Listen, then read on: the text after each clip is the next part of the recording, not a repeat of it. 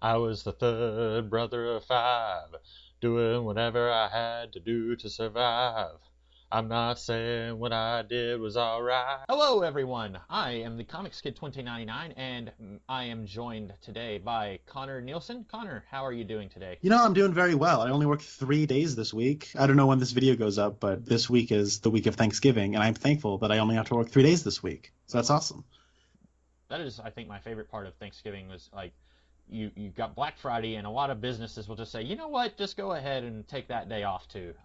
We'll inject a little into the economy, and then obviously Thanksgiving. So, yeah, this will probably go up Black Friday or just Friday for me because I don't go shopping. My brother Friday and for a I, lot of people. my brother and I go out like Thanksgiving night at like 11 midnight, and we just go to Best Buy and just like sit in the corner and watch, and it's really fun.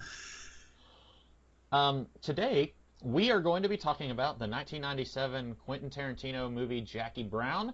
Connor chose this because years ago, we did a podcast about every episode of Twin Peaks, and then we did episodes about just all kind like different movies that have Twin Peaks alumni or movies that came before Twin Peaks that had actors who would later be in Twin Peaks. And so we've done many different movies that have connections to Twin Peaks, and this one has Robert Forster, who I believe he died very recently, and I want to say it was after we recorded our podcast on Scott Pilgrim, Yes. like a week after we did that, he died. But he is in this, and this is well, Connor, why don't you tell us a little bit about this movie since you chose it? Well, speaking of the recently departed, Robert Forster is in here, and he passed the same day he was in like the El Camino Breaking Bad movie dropped. He was actually in that movie, um, Oh. and also Sid Haig is in this movie in a very small role.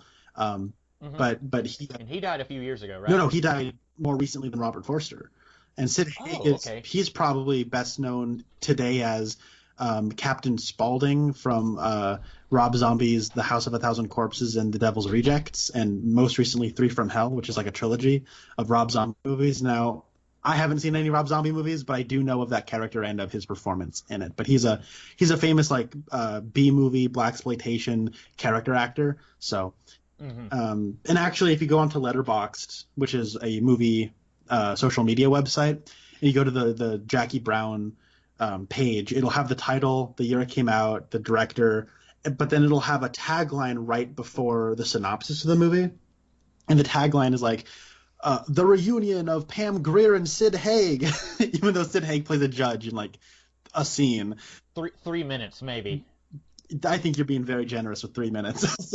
But I guess like Pam Grier and Sid Haig did a few collaborations back in like the 70s. So, but Jackie Brown is the third feature film from Quentin Tarantino. He wrote and directed it. I believe this is the only film that is not an original from Tarantino. It is based on the novel Rum Punch by Elmore Leonard. And it tells a bit of an a series of stories that kind of intertwine together that all become one by the midpoint. We get a flight attendant who is aging. She's in her 40s, played by Pam Grier, named Jackie Brown. We have a gun smuggler played by Samuel L. Jackson named Ordell Roby. And we have his buddy played by Robert De Niro, who is a recently released felon from the penitentiary. And we have Michael Keaton and a guy who looks exactly like my senior year pre-calc teacher as a couple of cops who are trying to use Jackie Brown to bust Ordell Roby for his kind of criminal empire. Well, wannabe criminal empire. And it takes place in Los Angeles. And it is a very different movie for Quentin Tarantino. One that was met with a lot of disappointment upon initial release, but in the years since then has sort of been reevaluated as one of his more underrated films. But Comics Kid, how did you feel about Jackie Brown? I really liked it. This brought me back to, I don't know if I told you this, but my last full semester in college, I had a film class, and it was once a week on Wednesday nights. I would go to the building where we have this thing called the Backdoor Playhouse, where you go, it's a building on campus, and you go, it's this kind of almost underground. It's not underground in the sense of like, underground movies, but like the building, you're kind of going in the basement to this, basically a theater in this room on campus, and we would have a film class, and all we would do, we would watch a different film each week in class, and then our homework was just to write like a 300-word essay on each film.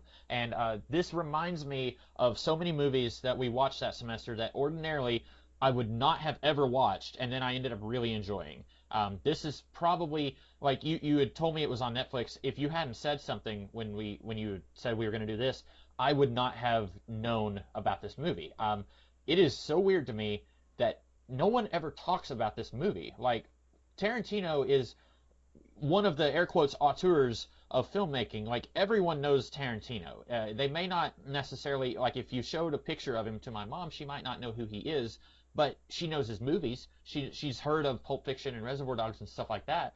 No one ever talks about Jackie Brown. And, you know, some of his later movies, people know them, but this one is, and I guess, like you said, it was a disappointment to people.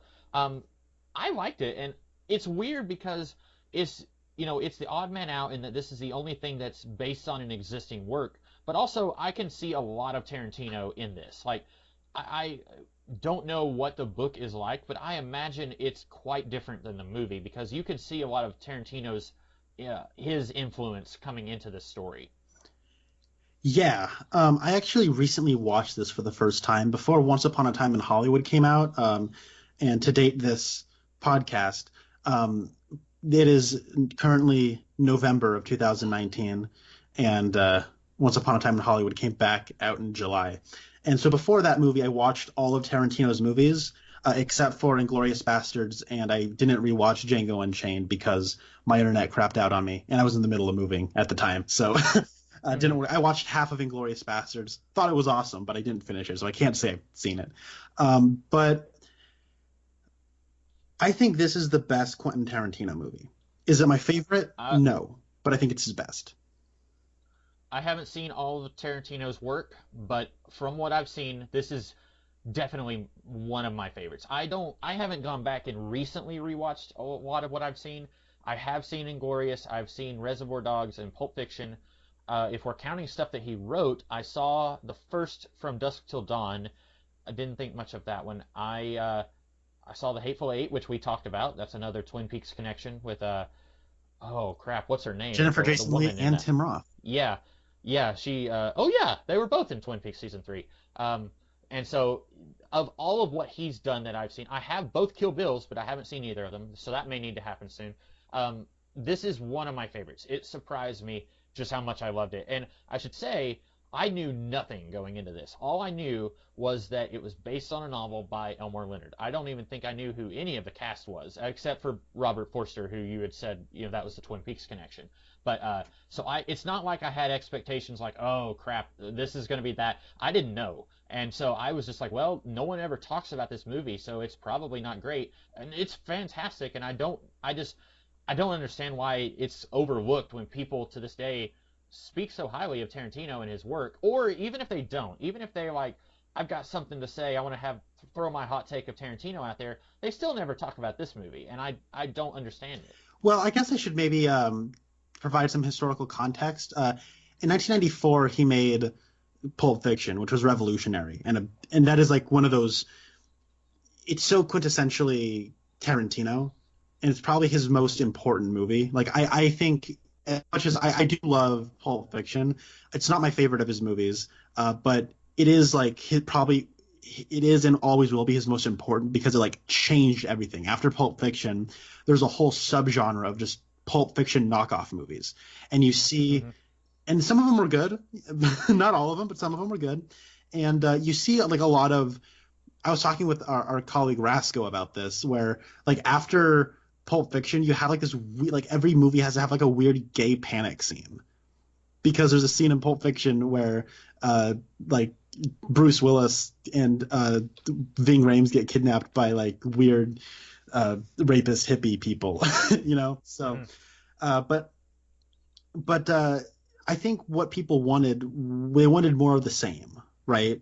Or they figure they knew Tarantino, like, oh, he's this guy who makes these hip, new, revolutionary, you never seen anything like it kind of movies, because he made Reservoir Dogs and he made Pulp Fiction. And after Pulp Fiction, he several of his movies that he had written but didn't direct were coming out. So he did From Dusk Till Dawn, which Robert Rodriguez directed. He had written Natural Born Killers, which Oliver Stone directed, and apparently True Romance. And yeah, I'm getting there. And then, but I guess okay. Tarantino was not a fan of the way Oliver Stone changed Natural Born Killers. And then, of course, you have True Romance, which is a Tony Scott movie. And so he'd kind of not only changed things with Pulp Fiction, he had also like his screenplays were starting to like light the fire of other filmmakers' careers who were quite already established. Like Tony Scott had made like Top Gun and stuff. You know what I mean? And so then he comes out with Jackie Brown, which is very unlike his first two movies and the other screenplays he had written. And I think that's probably where the, I guess, air quotes, disappointment came from. So my mom loves this movie. She didn't know who Robert Forster is. She just knows him as Max Cherry. So when Robert Forster died, I said, Mom, Max Cherry died, and she was really sad. But when it comes to this, what I like about it a lot is, and part of me feels weird calling it Tarantino's best movie because it's also probably his most restrained movie as well. He's like holding back the most. And from what I hear, his intention with this was after Pulp Fiction, he heard some critics saying that he feels like a very young, like a kid in a candy store, right? He has like this childlike enthusiasm and glee and lack of restraint with his love of movies, and he just kind of like lets it run rampant, right? And so his idea was, I'm going to make the movie critics don't think I'll make till I'm in my 40s, but I'm going to do it when I'm 30. And so I think he really hit the mark. Like there's such a mature restraint here, and there's like a lot of sophistication to a lot of the details, and like there's such care to the characters, and there's it's about older people, right? Like there's not like a sexy hot star in this, you know. You have like Robert Forster and Pam Grier are like aging people, and I watched the Siskel and Ebert review on this movie, and like they talked about how Pam Grier is much more glamorous in real life than she is in this movie. Like she's she's playing a character, and like Robert De Niro is made to look like a schlub, and Samuel L. Jackson is like just looks ridiculous in this movie, like he's trying to put on this act, and Michael Keaton's balding, and like you know what I mean, like there's this kind of natural feel to everything. There's a texture that you don't really get, and from what I hear about Tarantino, he had different influences. He wasn't making like gleefully like kind of childlike like pulp stories like he had the last couple times. What he wanted to do here was embrace more of a hangout style movie. Like think Richard Linklater, Dazed and Confused, where it is just people kind of hanging out. And I don't think he really hits that mark. I mean, that element is definitely here. But what I was most surprised by is like it's a laid back heist movie. And once you get to the heist element, it basically becomes The Killing, which is like one of my all-time favorite movies. That's a movie that I think is absolutely fabulous that nobody ever talks about. That's an early Stanley Kubrick movie. It's a heist movie.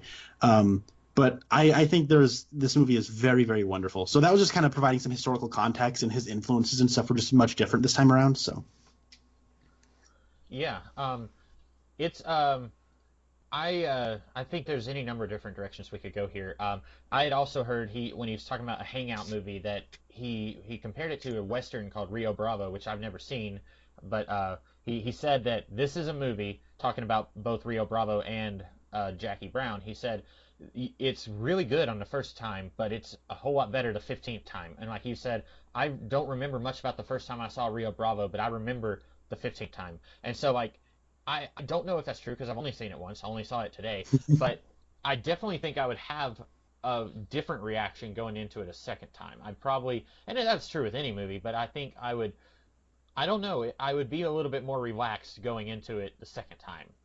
Because there were parts in this one where I would either be like, oh no, this is about to happen, and then it doesn't happen, or I'm expecting, like, or like, oh, I see an actor, it's like, for example, Chris Tucker is in this in a cameo, and I'm not the biggest fan of Chris Tucker. I find him to be a little bit annoying, so when I saw him, I said, oh no, Chris Tucker's in this movie. And then spoilers, he dies in the scene he's introduced in. So, like, watching it a second time, you're going to have a very different reaction when you see him on screen, you know, stuff like that.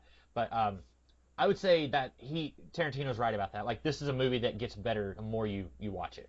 Yeah, and rewatching it, even just like 5, 6 months later, 4 months later, it is kind of interesting how it changes because I remember the first time watching it thinking about like a lot more. There was like more tension with like between Robert De Niro and Sam Jackson, where he gets it on with Bridget Fonda, and he's like, "Oh no, this is gonna go somewhere very like dramatic and kind of like love triangle-y," and then it doesn't. And I was like, that kind of I found that a bit disarming. And what I find kind of cool about it is, and I also heard in another interview him kind of talk about hangout movies where he's like, you like watching the movies because you like hanging out with the characters. And you really get that here, and that's what I like. That there's a lot. The scenes are very, very long. After the opening credits, you don't see Jackie Brown for almost 30 minutes.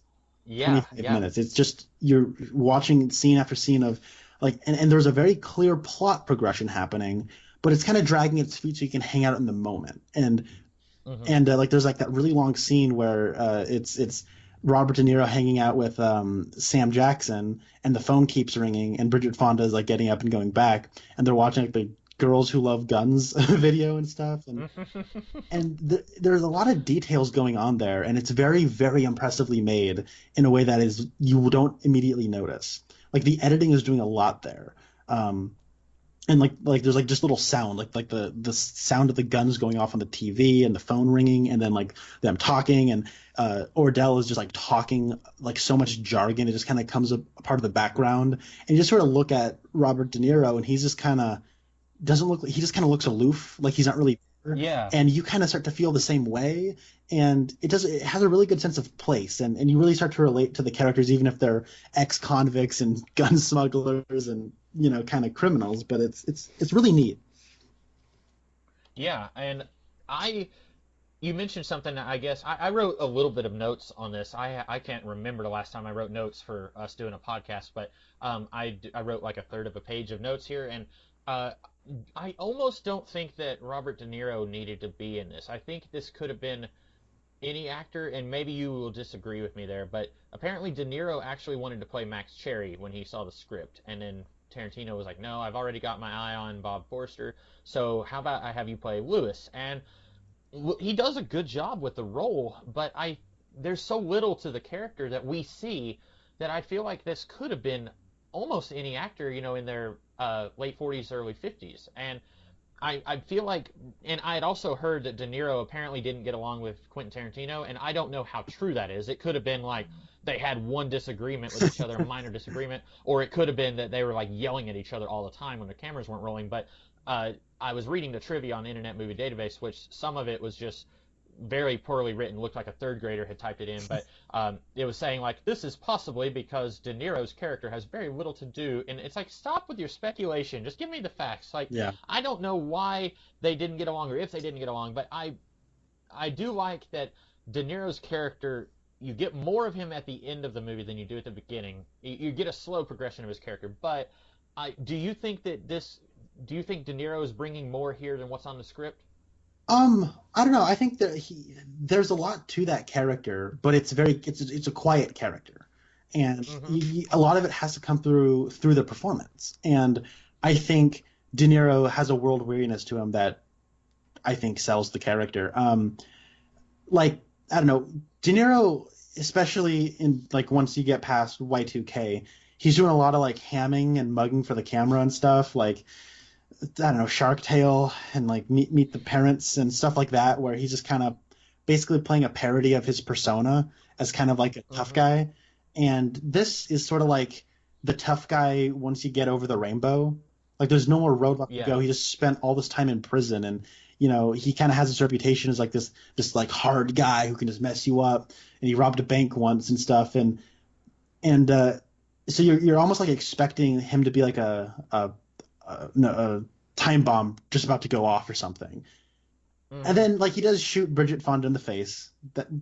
But he's like mostly pathetic in this movie. And I like that. And it's so like, I think that plays like well into like what I like the whole theme of aging and getting older and like who you are when you're younger like kind of goes on to define who you are for the rest of your life, but that person changes over time.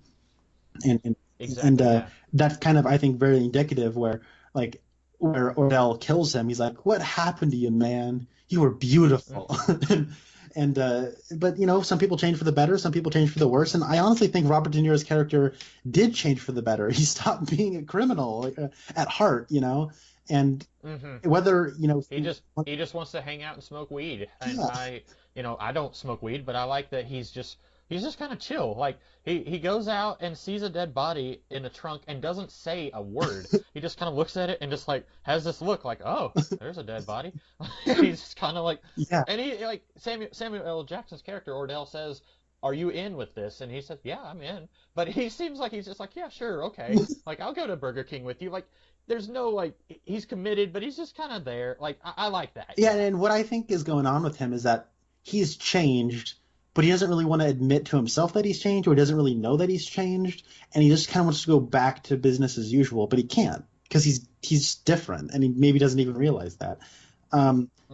By the way, I should say, speaking of the Chris Tucker, I actually really like Chris Tucker in this movie. I think he's really funny. I mean, I haven't seen, I think this is the only movie I've ever seen Chris Tucker in. And so when I think of Chris Tucker, I've seen people do impersonations of him where he's like really over the top and really loud. But it's kind of weird that like he's not loud in this movie. He's just like, "Hey man, just leave me alone," and he just like wants to chill out and relax. And but that scene where he's like, "Get into the trunk. Afterwards, I'll take you to Roscoe Chicken and Waffles." I actually recently I went to Los Angeles to visit our colleague Roscoe, and we went to Roscoe Chicken and Waffles. Was that because Roscoe was there, or did you just want to go because you had heard about it from here? Well, he'd actually been there, and I'd heard him talk about it, and then I watched this movie, and I'm like, "Dude, that's like a real place." He went, "Yeah, it is." And then when we were down there, I was like, "Wait, is Roscoe Chicken and Waffles around here?" He was like, "Dude, I want to take you there. It's so good." And so we went there, and it was really good. I understand Beaumont. I understand the persuasion now. I've had those waffles, and those waffles are something else. And that's a great cut where he says, "Come on, I'll take you to Roscoe's Chicken and Waffles, and gravy and onions." And you see him think, and the next thing you know, he's slamming the trunk closed on him. That's good. And I thought it was kind of comical that he's like, "All right," and he's got a look on his face. As soon as he gets in the car, I was thinking, "Oh, okay, this is what they're doing." And then he drives like 3 seconds and then gets out and goes to shoot Chris Tucker, and I was just like, "Why did he even get out? Why did he even drive at all?" But I like the way they did that. Because you were talking about how this is a more restrained Quentin Tarantino. Of all the kills that we see, probably the least graphic is probably that one, where it's like from 200 yards away, you don't see anything. And then the middle one is Bridget Fonda, where she gets shot, but she's off camera kind of when it happens. Yeah. And then the most graphic is still not that bad. It's Robert De Niro, and like you're behind him, so you still don't you see blood splatter, but this is not like Pulp Fiction or it's not Reservoir Dogs, where it's like I'm cutting an ear off and like there's a guy dying in the back seat. Yeah. Like it's not that bad. So like if you saw this and it's like, oh, it's rated R, oh, it's Quentin Tarantino, I don't know. It's R because of like language, but it's not because of any violence or gore or anything. That's the thing that does feel the most restrained is like the depiction of violence. There are 6 shots fired in this movie. Period. Yeah. And I forgot about. Oh, go ahead. Yeah. Oh, because Ordell gets shot at the end. And it's in the dark, so you see his dead body, but it's restrained. It's not, if this was any other Tarantino movie, you would have seen like squibs, like his guts exploding out of his shirt. Like it would have been a whole lot more violent. At the end of the movie, all of them would have had guns. They would have had Uzis, and they all would have been shooting him, and there would have been blood going everywhere. But it's funny because his very next movie after this is Kill Bill, which is basically like, if this was him trying to be as mature as possible, that is him trying to be as unrestrained and childlike as possible, where that is basically a 13-year-old's imagination put on film. And I do love Kill Bill, don't get me wrong, but that's kind of like the idea of it is like, ooh, the enthusiasm, and then this happens, and then that happens, and then she's got a mace and stuff, and so it's pretty crazy. I was looking at Tarantino's cinematography earlier today, and I mean, he's only like you think of him as having this very large and illustrious career. He hasn't done that much when you look at it. There was like 6 years in between Jackie Brown and Kill Bill. What was he doing in that time? He said that I actually know this. I saw in an interview where he said that like people assumed he had writer's block, and he said he had actually had the complete opposite. He was writing too much, and he like couldn't pick what. And he was actually starting Inglourious Basterds at that point. Wow. Okay. And basically, I know he had. What was that? I was going to say, I know for years he talked about doing a spin-off type movie featuring John Travolta and Michael Madsen. Is that his name? Yeah, as brothers from Reservoir Dogs and Pulp Fiction. I'm still, to this day, as soon as we get technology like what we had in Sliders, I want to go to the alternate reality where he made that movie, because a prequel movie, obviously, but then he, for years, was talking about, like, well, it's actually going to be these two guys who are also brothers, and they look exactly like Vic and Vince, and I was just like, no, stop with that, no, Quentin, no. But that makes a lot of sense, that he was, like, had a whole bunch of projects tying him up. Yeah, and so I think he ultimately decided to do Kill Bill, because Inglourious Basterds was just this huge mammoth thing, and he Inglourious Basterds was Mount Everest, and he needed to climb a couple of other mountains before he got to Mount Everest, and so that's where you get Kill Bill, and then Death Proof, and then you get Inglourious Basterds. And I guess I should probably say I keep saying, that's not my favorite, but I think it's his most important with Pulp Fiction, and with this, I think it's his best, but not my favorite. My favorite is Death Proof. Come at me, internet. I'm ready, because Death Proof freaking rocks. That's probably his second least loved. Like, there's this one which nobody on the planet talks about, and then there's Death Proof, which I remember seeing trailers for that. That might have been the first Tarantino movie I saw, and I like it okay. I don't hate it, but I don't think anyone else likes it. Like, it's not that they dislike it, they just don't talk about it with the same revered tones as any of the Kill Bills or Inglourious or Pulp Fiction or Reservoir Dogs. Yeah. Like, those are, like, at the top of everyone's list, and nobody talks about Death Proof. And I don't know if it's because it came out and it was billed as Grindhouse, and I don't know if people just didn't want to go and spend 4 hours in a movie theater. But I bought them both on DVD, so I didn't have that. Well, I've never watched it as a double feature. And I guess I should say the version you got on DVD is a longer version of Death Proof, and I do prefer the shorter version. Okay. Because I have the Blu-ray. And I know Planet. I have the Blu-ray that is the entire 3-hour engagement on one disc. So it has all of the fake trailers and the missing reel gags and all of that from both movies, and it's all together. So. Yeah, and I knew Planet Terror had scenes that were not in the original cut, I think. And now that I think about it, I think I'd heard that about Death Proof also.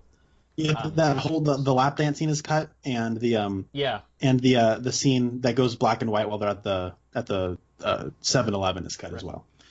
Yeah. Basically, all of Mary Elizabeth Winstead's scenes are cut. She has like no lines of dialogue in the. I didn't know she was in that. She's a cheerleader. She's a cheerleader. Yeah, she's a cheerleader. Okay, yeah. We had that. We gotta talk about. Do what? That has Michael Parks in it. We got to talk about Death Proof sometime. Yeah. Who was in? He was Jean Reno or. Yep, Jean Reno. Yeah. For our Twin Peaks fans, all of you who are listening.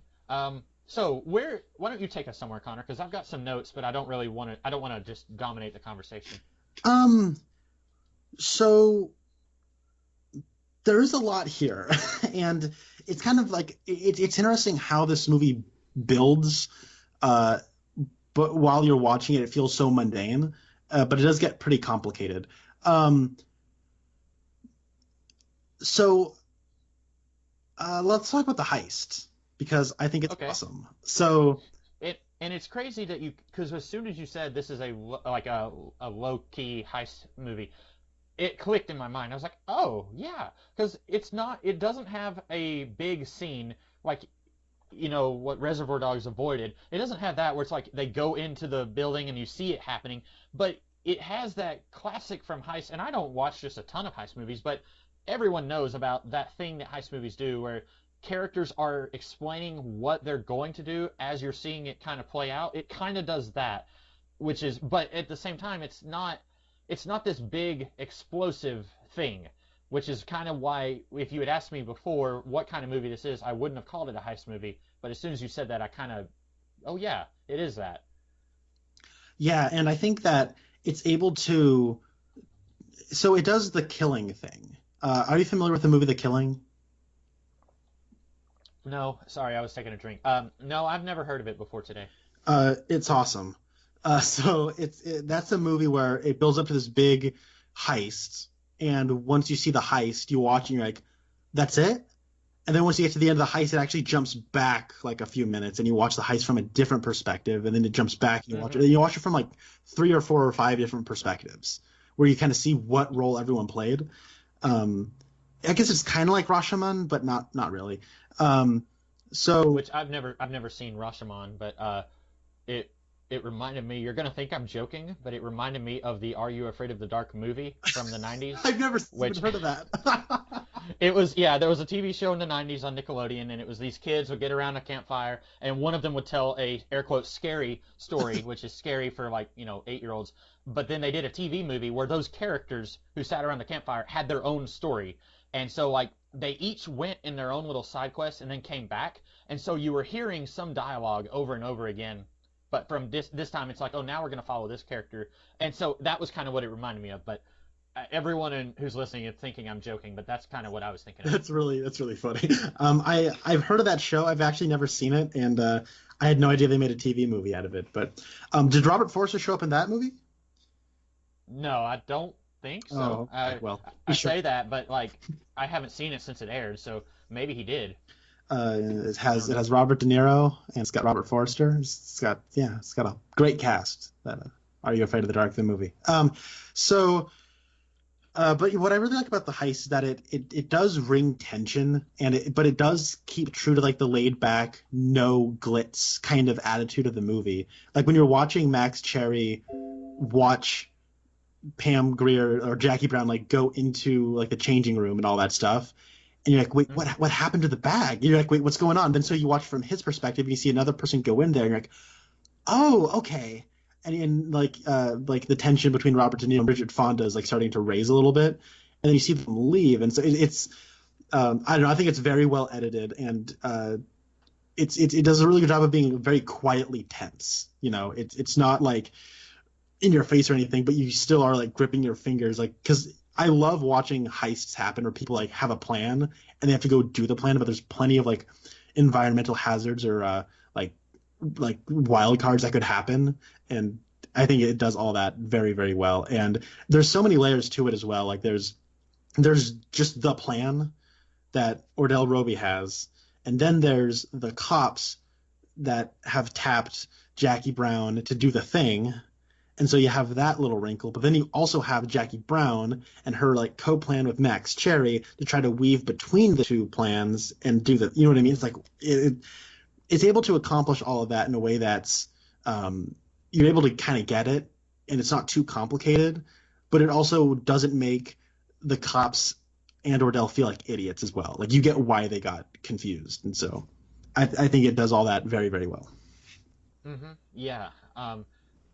What I really like about this, watching it the first time, you have no idea who she's telling the truth to and who she's actually lying to, because she has a very good reason to be honest with the cops because she doesn't want to go back to jail and she wants to basically come away from this as if she didn't do anything at all. Her record is wiped clean, basically. She also, talking with Ordell, she's not honest with both of them, but she comes to him and says like, hey, I told them all this, and that she did, unless they decided to do like an unreliable narrator thing where you find out that scene didn't happen, but they don't do that. So like if you can take all these scenes as being actually things that happen, then she did tell them this. And so now it's like, oh, is she playing them? So I like that. I like that you don't know how much you can trust this character. And even until the last like 10 minutes, I was expecting another like, and then she betrays Max, haha. And I really like the way they ended that, and we could probably talk more about that later because I had to think about it for a while after watching it, but I like how that plays out. Yeah, I guess we could talk about Max Cherry.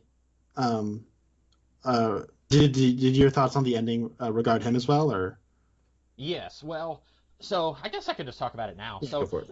I I guess I had this theory because at one point he tells her I've been thinking or I'm going to be getting out of the bail bondsman profession, and she said, well, how long has that been going on? He said, it's been a long time coming, but I made the decision Thursday. And then you cut to like a silent flashback of him meeting her again, or meeting her for the first time, and then she says, well, that's the day that you and I met, and he says, yeah.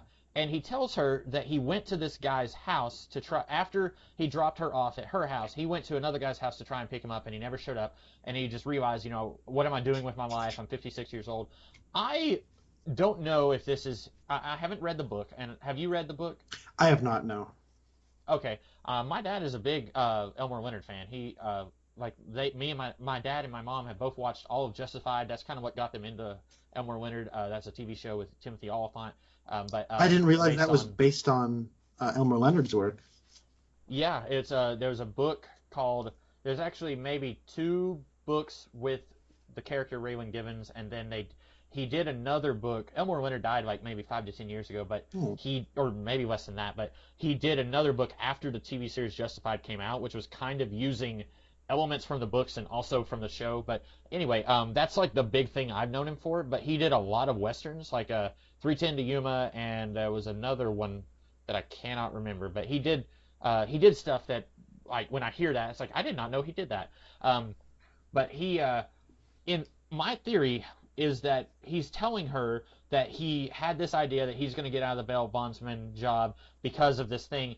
I almost got the feeling that that didn't happen, that he just wants to quit because he's like he had love at first sight with Jackie Brown, and then like because if I had a complaint, and I have no idea how you fix this, but I do feel like their air quotes love story kind of happens very fast. Like he sees her and just immediately it's like a fairy tale where he's just instantly in love with her, and then she pretty early on is kind of into him. Like there's the scene where he comes back for his gun, and she seems to be not necessarily as into him as he is into her, but she seems like she's definitely picking up on it, and she's kind of into him a little bit. And maybe that was intentional. Maybe they were wanting you to think that she's playing him just like she's playing everyone else, and so she's picked up on this and she's kind of using that to her advantage. But I like how by the end of the movie, and I don't think they entirely spell this out. Maybe you can refute this and say they do spell it out, but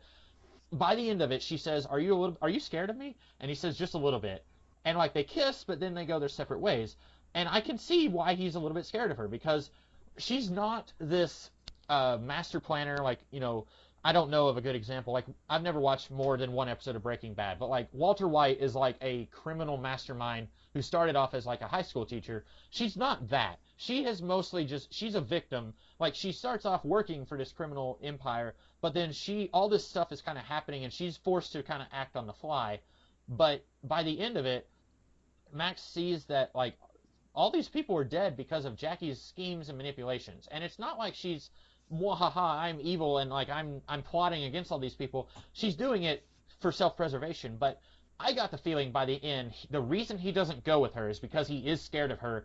And even if she decides, I'm going to get out of this life of crime, like, it's possible that this will follow her around and he's not safe if he goes with her. I don't know if you have a different read on that, but I kind of like that if that's what they were going for. And I think it is purposefully ambiguous. I think that's a very interesting read on that, and I'll probably watch it again and maybe get that same read. You're right, Jackie is no Lex Luthor from Batman v Superman. But you're right. She's very crafty, and like she's able to just like fly by the seat of her pants and act in the moment and keep up to date on her lies and twists and turns and manipulation. And it is like very, I guess, like being kind of scared of someone like that is a perfectly natural response. And it is. You were saying something a little bit before that that I wanted to respond to. What were you saying? About the flashback, about how I got the feeling that he was lying, that he didn't actually go to some guy's house, that he met her, and his instinct was, I want to get out of this business and I just want to settle down with this woman. And maybe he's just lying about the guy that he went to go capture. Maybe I'm wrong. A little after that? That was kind of... A little after that? Oh, Oh, I said she's not a Walter White. And then I said you don't really know. Oh, the romance. I thought maybe the romance was a little fast. Yeah. So I have a response to that. Okay. Both of my so I would say both of my parents are divorced. They divorced. So that would mean both of them are. And so my parents are divorced, and I kind of saw how quickly they found other partners. Mm-hmm. Obviously there was like a couple years there where they were really sad and not really seeing anybody, right? But once they did find somebody, they were married to them within 2 years. Mm-hmm. And a little bit more than that, I'll like say I've known people where like their significant other dies, like their husband or wife dies, and like a year later they're getting remarried. And I noticed that it's always with older people where like when my grandpa died, my grandmother got remarried like 2 years later. And she'd known the guy for, I don't even know if she'd known him for a whole year yet. And it was just a very interesting thing that I've picked up on, where older people do tend to move faster because I think maybe they realize that their time is much shorter. And so, and that fits with the themes, like you said, about how there are no young people. I think the youngest one is it Bridget or Bridget. Barbara? Bridget Fonda. Bridget Fonda. So she's maybe 20. I don't know how old the actress was, but she's like the youngest one, and everyone else is like middle age or older. So that definitely, you have a good point, but I get the feeling that this takes place over 2 weeks. And I feel like they're leaning a little hard into the love at first sight thing, and I always criticize that. Yeah, well, in any movie I don't know. With Max Cherry, I buy it, and I think that you are right. There is an element of Jackie does notice his puppy dog looks, and does kind of scheme him a little bit and play him a little bit. But she also isn't like you say, a mass manipulator, cold, like calculated person. She is a very emotional person too. And so I think she does grow to appreciate and really like him as well as a person. I think that's ultimately why she chooses to not screw him over in the end. Is because she but I do think that had the events played out differently, she could have screwed him over and gone with the cops, or him over and gone with the Riddell. So yeah. Well, and by the end, even after everything is played out and she's in the clear, she does offer him to come with her. So by that point, it's like, oh, okay, she did have she wasn't just playing him, maybe a little at first, but she comes to care for him. And I like that, like you said, it's ambiguous. And you're right, like, could have gone in any number of ways, but I like that by the end, she's not like, I was expecting, like I said, in the last 5 minutes, I was expecting Robert Forster to be like, all right, I'm going to go and live my happily ever after. And then he walks into the business and finds a note. And it's like, Dear Max, by the time you read this, I will already be somewhere else in the world. You won't find me. Good luck. Here's, 10,000. I'm taking the rest of this money with me, or something like that. Like, I was expecting something like that, where it would be one last twist of the knife, but they didn't do that. And the reason that they get them together, if my read on it is in any way accurate, I like that so much more than her betraying him at the end. Yeah, I do too. And it does show, like, I think Jackie's just a really wonderful character. She has a humanity and a heart to her, but she's also very crafty and smart. She's just a very wonderful protagonist, and I think her age does make her feel so like unique as well, because a lot of I think writers, what they want to do is they just really want to impress you. And me and you, before we started recording, we're talking about how we're not too big into anime. And one of the things that something I notice in those kinds of stories that you see commonly in anime is like, oh my gosh, this person is so impressive. They're like this expert swordsman and chess master, and they can cure cancer, and they're only 12 years old. Oh my gosh, isn't that so impressive? It's like, jeez. But I think you see that in like other stuff too. Like you have these, like, I don't know, it's not just anime, but in like a lot of stories just in a lot of movies, it's like you want a hot young star. So Jennifer Lawrence is like the world's greatest spy ever, and she's only 20. Whoa, you know what I mean? And so you see a lot of that, and I think that like in the effort to try to be as impressive as possible, it kind of does the opposite. It makes it forgettable, and and stale. But then you have something like Jackie Brown, where yeah, she's very smart because she's how old? She's kind of been hustling her whole life, right? And Yeah. and so she's had to be smart. And so this is something that you gain over years and years of experience. And but she's still like a person underneath it all, and she has a warm heart that does have a guard around it though. And so I think she's a wonderful character, and I really like Max Cherry. Robert Forster is actually nominated for Best Supporting Actor for this movie, and I don't know who won that year, but I don't know. I don't know. But I haven't seen just a ton of stuff with Bob Forster, but this is my favorite role of his.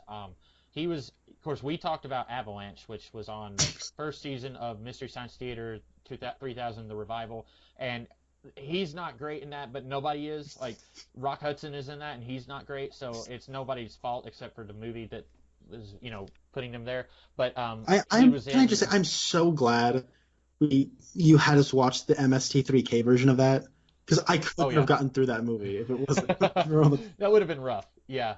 I don't even know where you would find the non-MST3K version of that. I'm sure that has never. I don't know. But yeah. He was also in Heroes season 3, which was, for my money, the worst that Heroes ever got was in that season.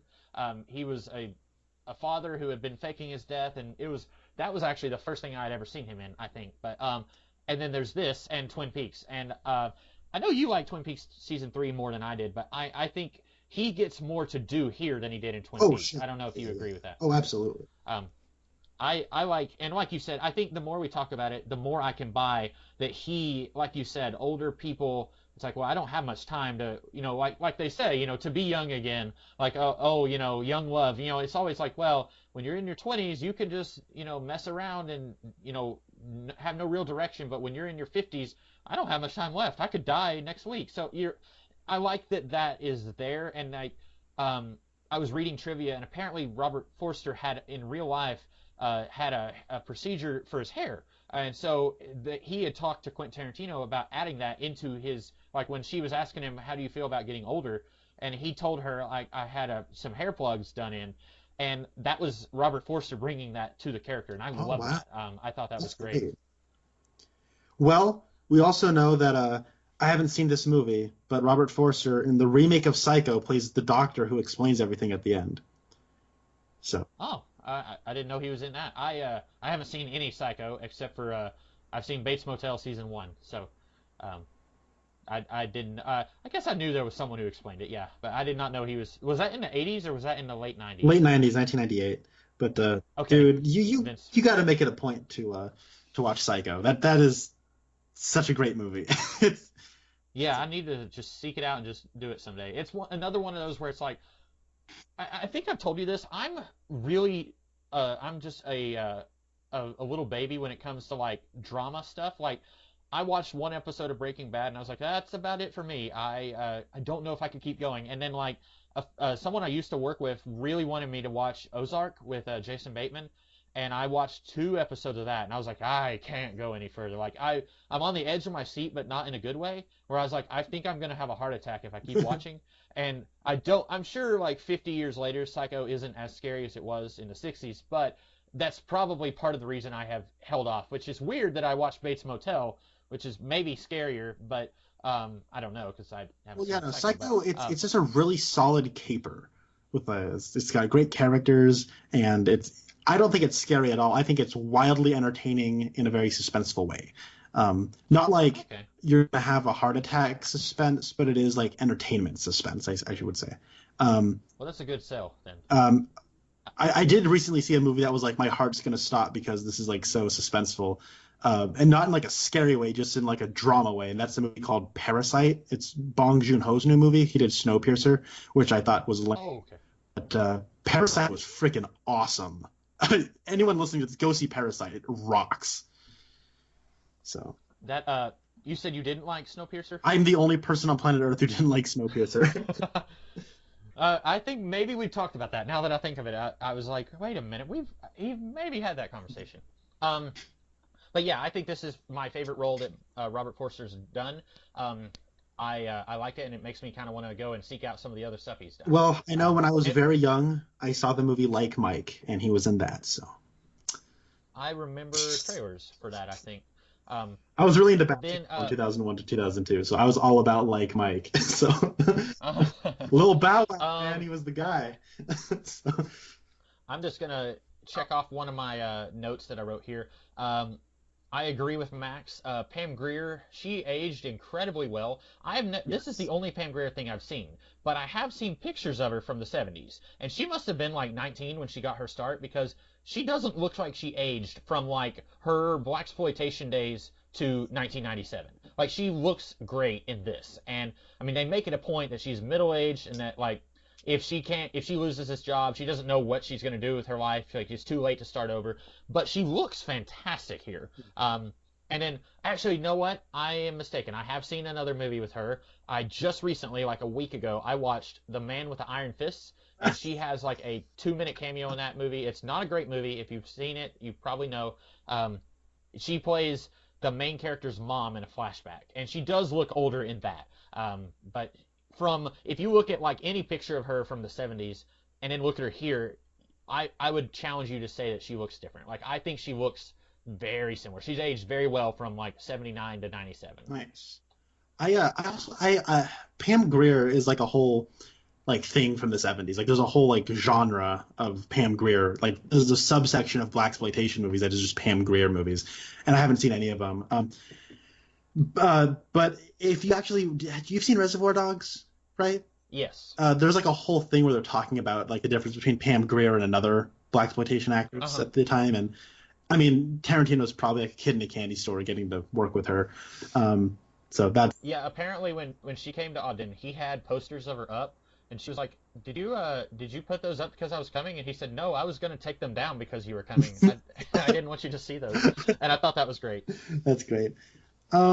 But yeah, but anyway, Max Cherry, when he said like, other than an afro you probably had 20 years ago, I'd say you look the same, and I was like, that's what I said before I started watching the movie. Yeah.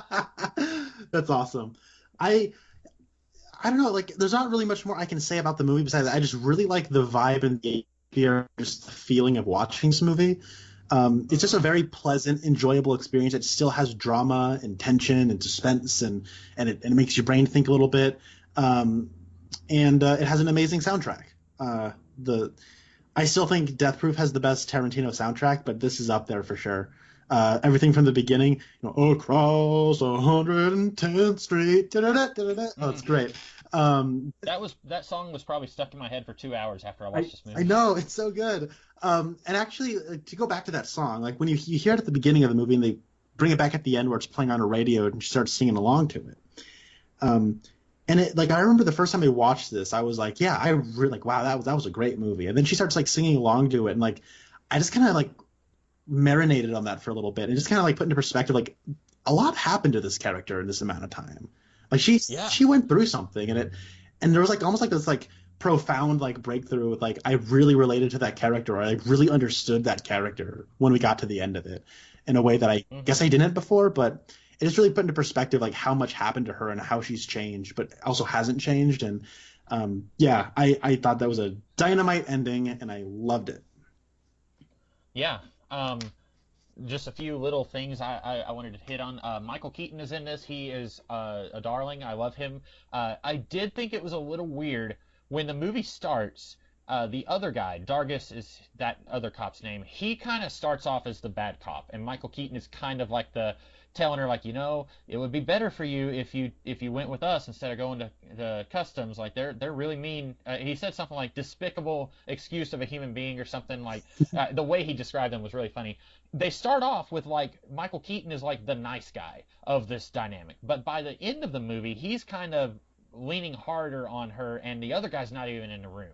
And I'm sure that's either A, deliberate choice by Tarantino, or B, that's something in the book. And I thought that was weird. If it had been me, I would have either A, kept the other guy as the bad cop throughout the whole movie and had Keaton kind of be the, not really nice guy, but like the less intense guy. Or I would have started with Keaton as really intense and like, we are going to do this way because we are got to bring that guy down. I would have had him be that way the whole way through. And he is Michael Keaton. We want that intensity for sure. Yeah. But also he has so many funny lines in this.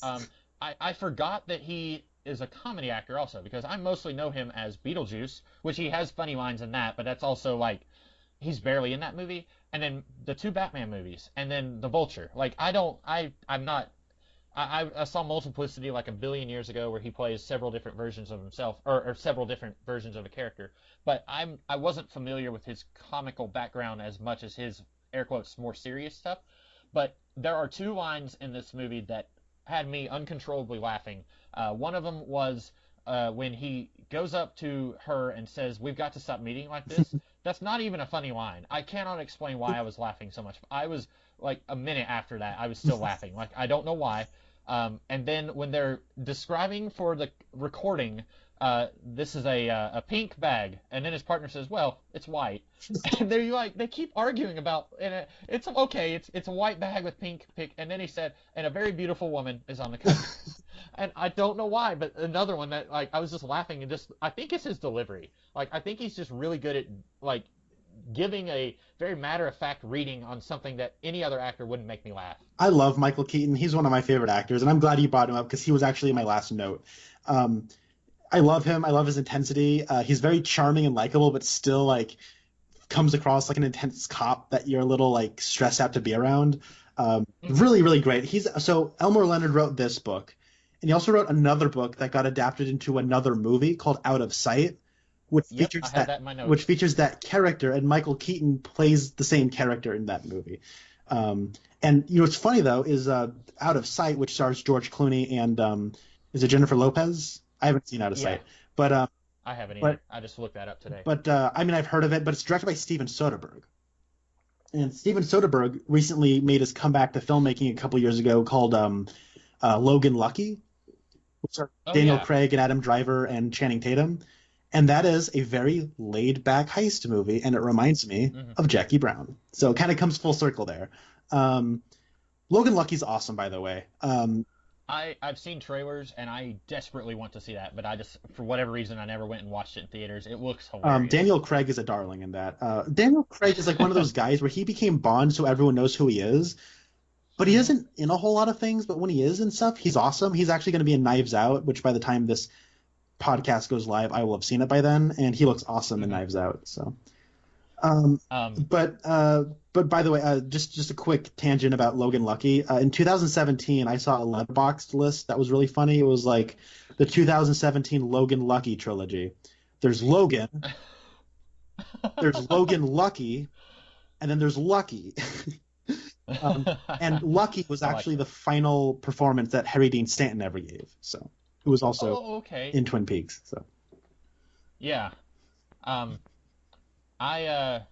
seen 1/3 of that trilogy. I've seen 2/3 of that trilogy. Lucky was one of those movies that got it got a very minimal release in New York and LA, and I wasn't able to see it in theaters, and it didn't get a release until last year when it finally got a DVD release. So. Oh wow! Not even a Blu-ray or anything, just a DVD. So that's an anomaly. Yeah, we were also, before we recorded, we were talking about when DVDs are going to go away. So that's you guys missed out on that. That's okay. Another joke that I laughed at, I'm not going to get too much into it, but the 3 minutes later joke, I was laughing quite a bit at that. It was funny. Old people trying to, I don't have much else to say about that. This is an old person movie that has comedy in it that is so much better than recent, like newer old people comedy. Like Good Night. Like I remember Bad Grandpa. I haven't seen that. Bad Grandpa has Robert De Niro in it, and it is nigh unwatchable. But wouldn't it be funny if Robert De Niro made out with Aubrey Plaza, who's like 20 years old, and he's like 100? Wouldn't that be funny? Wouldn't it be hilarious if he like squeezed what's it called, suntan lotion, and it like squirted onto somebody in a very suggestive way? Isn't that hilarious? It's because it's Robert De Niro, and then Zac Efron just looks concerned, and that's why it's funny. But like there's a recent, I don't know, in 2013, so it's not that recent, but in 2013 I went and saw like a movie called Stand Up Guys, which had Christopher Walken and Al Pacino and Alan Arkin in it. And I remember that was an old person comedy, and I was like, wow, this is so tired. And this was in 2013. Oh my God, they made a joke about Viagra. Isn't that so funny? Oh my God, they're old people and they don't understand push button ignition in new cars. Isn't that hilarious? Oh my God, they're talking about their prostate because they're old. Isn't that hilarious? It's like that, and like Last Vegas came out, and like I don't know, like if I have to watch another scene where an old person's just in a car, it's like, oh, you push the button and it starts. Whoa. Like, oh my God, I'm gonna pull my hair out. Yeah. Um, I was going to mention this earlier when you were talking about like post 2000 movies with Robert De Niro. Have you seen The Family? I have not It's a actually. I remember seeing posters for it, but I did not. Yeah. So I just found out today. Luc Besson directed that. He's the guy who did Valerian and a City of a Thousand Planets, and he did The Fifth Element. He's also done like he did Leon the Professional, like two very extreme ends of his career. But The Family, like the trailer made it look like it was like a dark comedy. It's really just a dark movie. But if you like De Niro as like the kind of post middle age tough guy, that's a movie you'll want to watch. Okay, yeah, Luc Besson's a very interesting filmmaker because, like, I Valerian is a movie that I do enjoy, even though I acknowledge it's not a good movie. But he has a unique energy, and I always do try to check his stuff out. Like, I haven't seen his recent movie. It was called Anna. I'm gonna rent that, and I never saw Lucy with Scarlett Johansson, so I'm gonna check those out. I heard Lucy wasn't great, but I you know haven't seen what? it, I so heard can't. the same thing too. But you know what else? I also heard Valerian wasn't great, and it wasn't great, but I did like it. So I should add the family list. So. Yeah, it was on Netflix when I saw it, but that was also like 4 years ago, so it may not be on there now. Let's see. I don't want to keep us just droning on. I'm just trying to kind of hit up some of the things. I had a question for you about the plot. This was something I didn't understand. So Jackie is in the mall waiting for someone that Ordell sent her so that they could do a switch on the bags. Yeah. And it's a girl named Sharonda is her name. And then Jackie comes to Ordell's place and starts yelling at him about something went wrong, and I was a little confused about what happened, because after that, we cut back to the mall, and after Jackie leaves, then there's another woman sitting beside the table they were at, and she has the same bag. And then Max kind of has this look on his face like, and he starts talking to himself. He says, it could work. And I was a little confused because, again, watching this the first time, I thought maybe that woman was the one that Jackie was supposed to meet with, because she asks Sharonda, do you know what time it is? And I thought, well, maybe she's asking what time it is because she's expecting Jackie, and Jackie just switched bags with this other person. And then later, Ordell says he mentions Sharonda by name, so it's like, no, he did send her. So I was a little confused about that whole scene, and I didn't know if I missed something or if the movie was just trying to be a little vague right there. So when Max says it could work, that's Max, right? Yeah. I think they get another person in there with the same bag so that they can do a double switch. Okay. So it's Sharonda and somebody else, but they have the same bag, and so that way they can each like it's like all three of them switch bags over, and that way Sharonda can give Jackie the bag, and then Jackie gives that other person the bag when they take off, and then that person gives it to Max. So then Max ends up having the money. Okay. So that other woman was that Simone who was dancing for Robert De Niro earlier in the movie? I think it was. Simone, was it?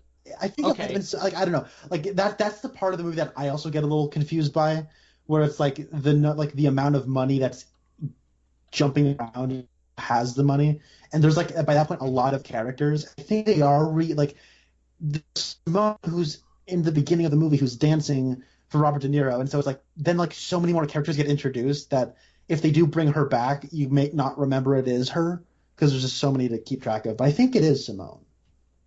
Okay. And so then that brings me to my other question. What happens to Simone? Because she either works for Ordell or she works for him, I guess, because he tells, because Lewis is living with her at that point. And Ordell says, like, he's got Melanie living with him and he's got Lewis living with Simone. So I guess she, and then she's, part of that drop at the mall. Then, like, Melanie has to get brought into the plot because Simone has left town, and I wasn't sure what happens to Simone. Where is she at? I don't know. Okay. I think It's not a deal breaker. I was just a little curious if that was something I had missed. I don't know if like her leaving town was just like one of those. It's just one of those things where it's like a circumstance that you didn't really plan for and it just happens. Hmm. And so now you have to readjust your plan. It's a little monkey wrench thrown at the last minute. So Yeah, I think that's probably yeah. I I just had a couple more things here. I was at times I thought the movie ran on a little long. I enjoyed the movie thoroughly, but there were just a few like when I first started and I was like, oh, this is a 2.5 hour movie. This is going to take me a while. And I've probably mentioned this on podcasts before, but whenever I have a DVD, I will usually play it at either 1.5 or 2 speed, depending on like how fast the characters are talking anyway. And I'm sure that's an unpopular decision that other people would not agree with, but I do that just I find myself thinking like I've got a limited amount of time in the day, and so I could watch this movie in an hour or I could watch it in 2 hours. So at times watching this on Netflix, I was like, this is a long movie, but also I don't know what you could possibly cut from this movie. If you cut anything, it becomes an incomprehensible movie because almost everything that's here has to be here for the plot to happen the way that it does. no, I agree. It's actually funny you say that because uh, recently Martin Scorsese just released a movie. It's a Netflix movie called The Irishman, Hmm. and I actually went and saw that before it came out on Netflix. When I went down to LA to visit Rasco, we went to go see The Irishman in theaters, and that movie is 3.5 hours long. Whoa. But I also don't know what you could possibly cut from it. It's all Um, necessary, I think, and yeah, you're right. Like, very long, but I do think that this is just the kind of movie I like a lot. So have those really long scenes with little details that aren't necessary, but they do add a lot of texture to the sense of place, and they make it mhm. feel so real and authentic and lived in. I'm honestly like really fine with the pacing and everything of this movie. Honestly, like at this point, I've seen it twice, and I'm gonna watch it a third time.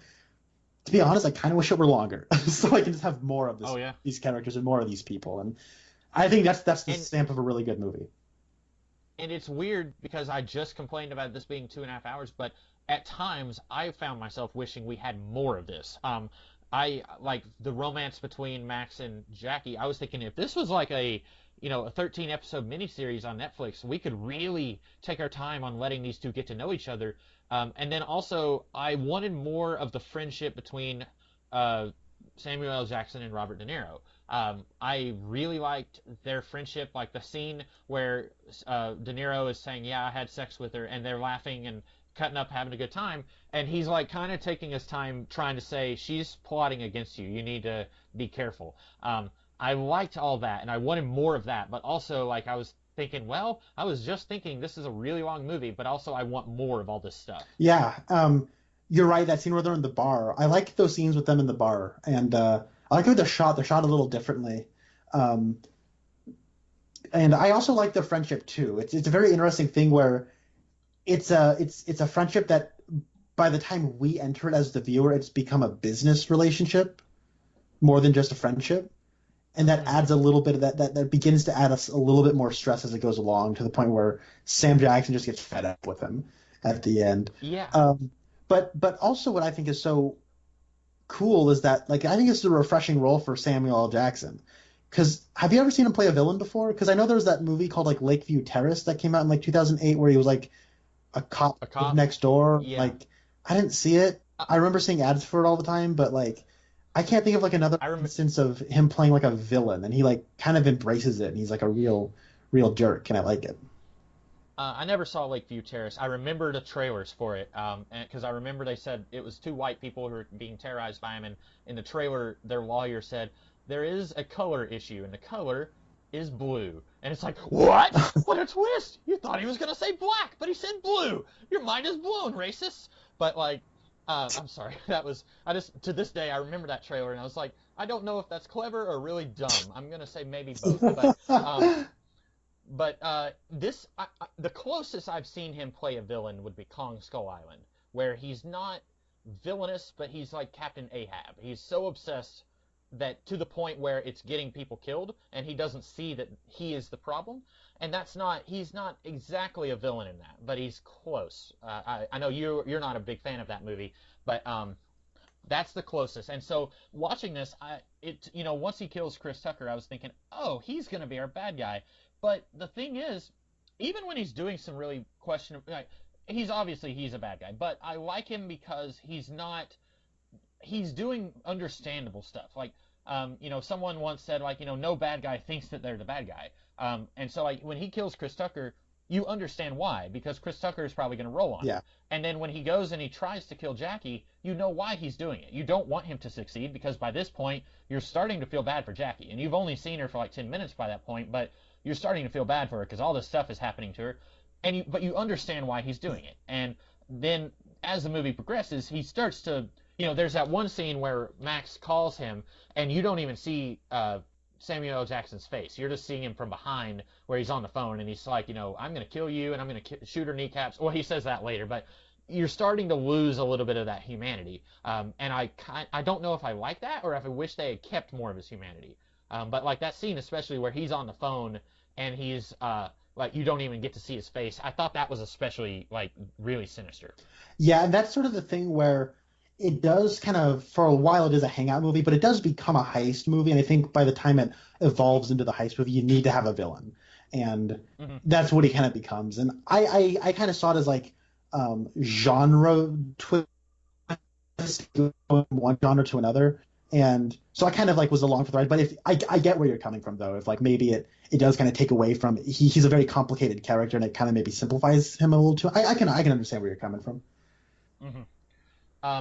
And like by the end, like in the 0.05 seconds before he dies, he's like, man, that sucks. He had a gun, but I don't think he had it I don't know if he had it out. I'd have to go back and rewatch that scene, but like she yells, he's got a gun, and then the cops shoot him, and he's probably right before he dies, he's thinking, you betrayed me. Like, how could you do this? Even though he was almost certainly going to kill her and Max if anything went wrong. I really like that.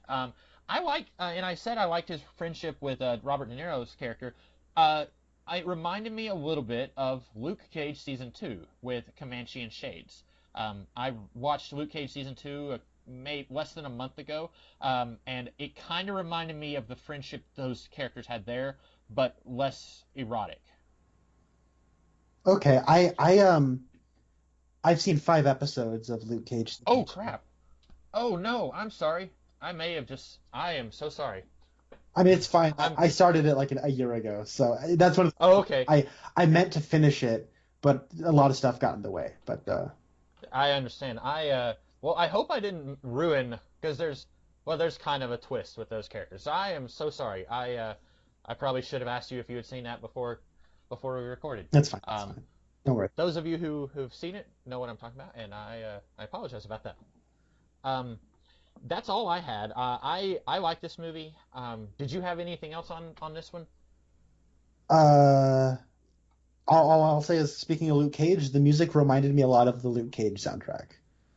Yeah. Especially like that part where that music that's playing when Sam Jackson kills Chris Tucker.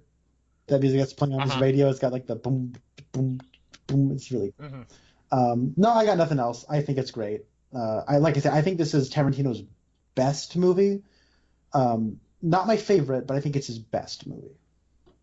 Yeah, and it put me in a mood to watch more Tarantino, and also made me wish that he had more stuff to watch. I know he's like, I'd say, if you count the 2 things he wrote, that if you count Natural Born Killers and True Romance, there's like 5 movies that he's done, 5 or 6 that I haven't seen. So that's a good little bit of movies that I can get caught up on. But it makes me wish that he had more of a body of work for me to get into. Yeah, well, he says he's only going to do 10 movies, and what's he done, like 9? Yeah, Once Upon a Time in Hollywood. Well, you have to not count 4 Rooms, which is very easy because 4 Rooms sucks.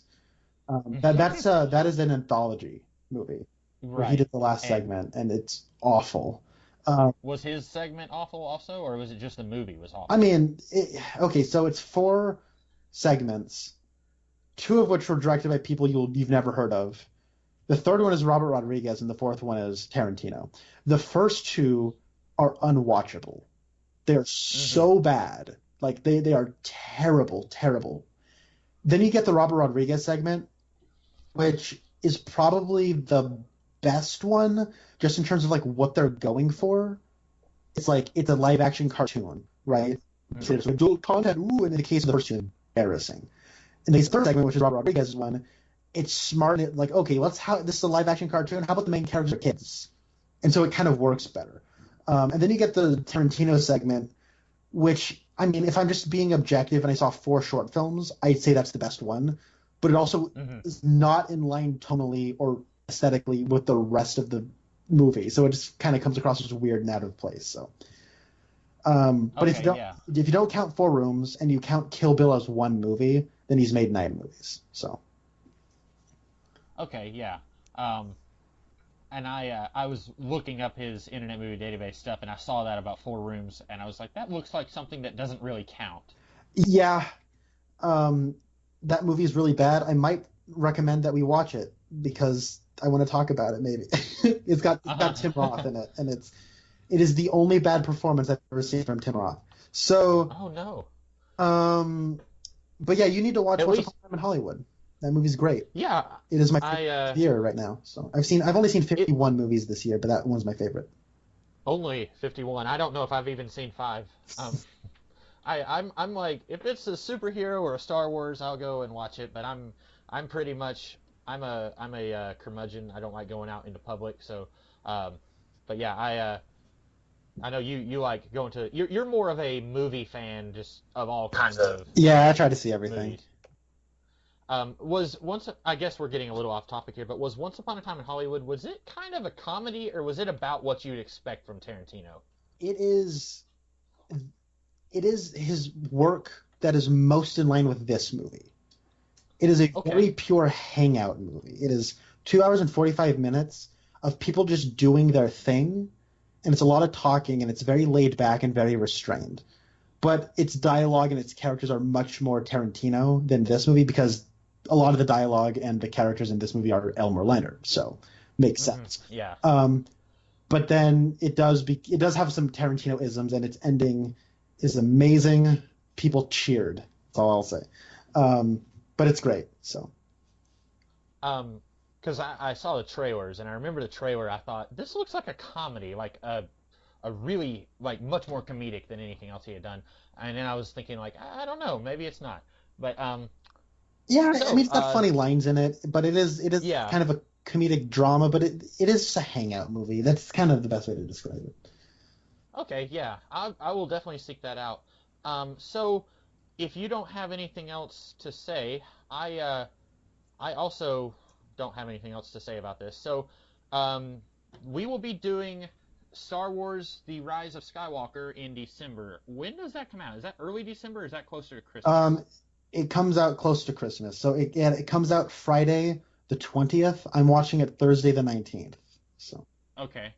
I will probably be seeing it like the 20th or the 21st. I don't know. I might wait until the following Monday because when I went to see The Last Jedi, there was just a huge crowd in the theater, and I didn't like that. So I may wait until the following Monday, where it will still be very crowded, but that would be really close to Christmas Day. I don't know. I may even be seeing it with the family. I'm not sure. But we will be talking about that at some point in late December, maybe even very early January. But do we want to try and squeeze in after The Rise of Skywalker? Do we want to talk about a Twin Peaks related thing? Oh, I'm available. Yeah, I'm down. Okay. So I guess you chose this one, so that's my turn to choose something. And I've been struggling with, like, what do I pick? Because I really didn't know. I recently watched Men in Black, and that had the giant. He's in it for like a minute and a half, but I thought, no, I don't want to do that. I kept finding things where it's like, that guy from Twin Peaks is in this for 10 seconds. And then it's like, that's not enough for me to justify choosing it. Well, there's Men in Black 2, which has Lara Flynn Boyle as the villain. Oh, I have that. I just haven't seen that yet. No one wants to talk about Men in Black 2, so. Poor Lara Flynn Boyle. She was our first non-Twin Peaks choice for Wayne's World. She was great in Wayne's World. Wonderful movie. Yeah. So I am choosing, Connor, I may regret choosing this. Have you ever seen any of the Child's Play movies? I saw the reboot this summer, and I've not seen any of the others, so I'm excited to watch Okay. some of the. Well, Grace Zabriskie is in Child's Play 2 from 1990 or 91, I think. Wow. It was right around the time when Twin Peaks was just getting started. In fact, I'm almost sure that when she filmed her scenes for this movie, that Twin Peaks hadn't yet been going on. But I actually just recently watched Child's Play 1 and 2. Both of them were on YouTube, of all places. And I can shoot you a link to that channel if you want, that had those, or if you might want to rent it. She is in Child's Play 2, so we may, after The Rise of Skywalker, we will talk about Child's Play 2. You may want to watch Child's Play 1, I don't know, because both of those, the first two, are on that same channel.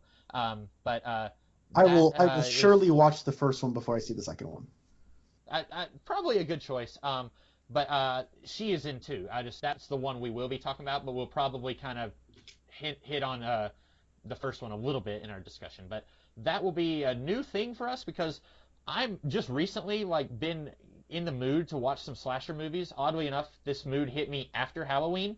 But I recently, for $1, I bought Freddy vs. Jason. I'm really looking forward to watching that. I watched the first 3 Child's Play movies, I think. So I'm really wanting to hit that particular subgenre. You know, there's a whole bunch of movies out there that fall into that category, but it'll be interesting because I don't know what your thoughts are on slasher movies, and I barely have any thoughts on that kind of thing.